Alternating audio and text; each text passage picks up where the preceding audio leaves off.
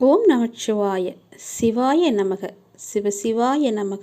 இது சிவனின் வாக்கு. எல்லாம் வல்ல இறைவன் யார்? நம்முடைய சிவன்தானே.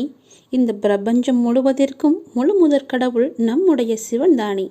அந்த சிவபெருமானே நம் வீட்டிற்குள் குடிவர 7 ஜென்மத்து பாவங்கள் தீர 7 வாரம் இந்த மரத்தை சுற்றி வந்தால் போதும். படைத்தல், காத்தல், அழித்தல் தொழிலில் அந்த அழிக்கக்கூடிய வேலையைத்தான் சிவபெருமான் செய்வதாக நாம் எல்லாம் நினைத்து கொண்டிருக்கிறோம். ஆனால் மும்மூர்த்திகளின் வடிவமாக திகழ்பவர் நம் சிவபெருமான். அவர் எதை அழிப்பார் தெரியுமா?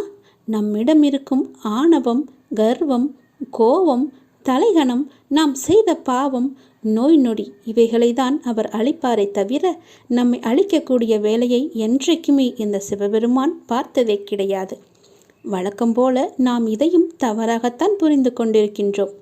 ஆகவே அழித்தல் தொழிலுக்கு உண்டான கடவுள் சிவபெருமான் என்று இனி சொல்லாதீர்கள்.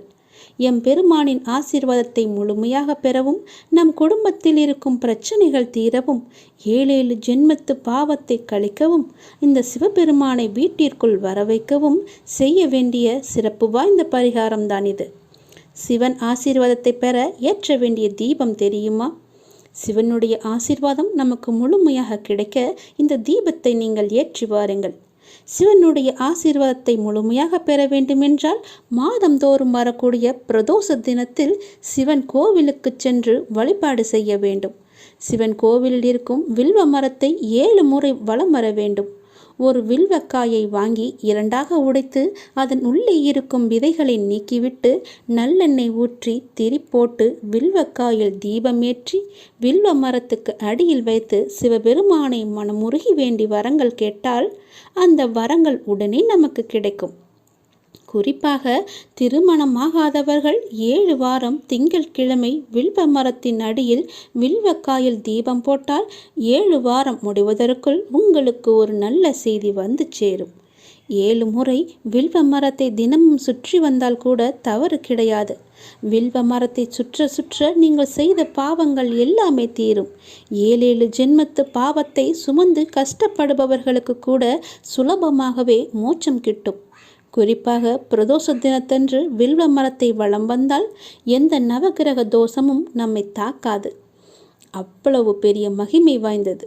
ஒரு வில்வக்காயை எடுத்து வந்து அதன் மேலே மஞ்சள் பூசி விபூதி பட்டையை போட்டு ஒரு மஞ்சள் துணியில் வைத்து கட்டி பூஜை அறையில் ஏதாவது ஒரு இடத்தில் வைத்து விடுங்கள்.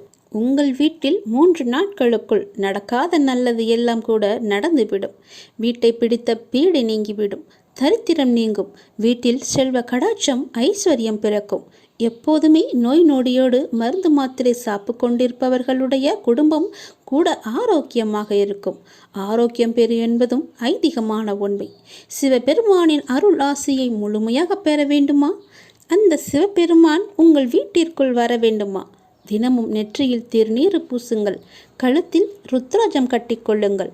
மனதிற்குள் சிவ சிவ என்று நாமத்தை மட்டும் சொல்லிக்கொண்டே இருங்கள்.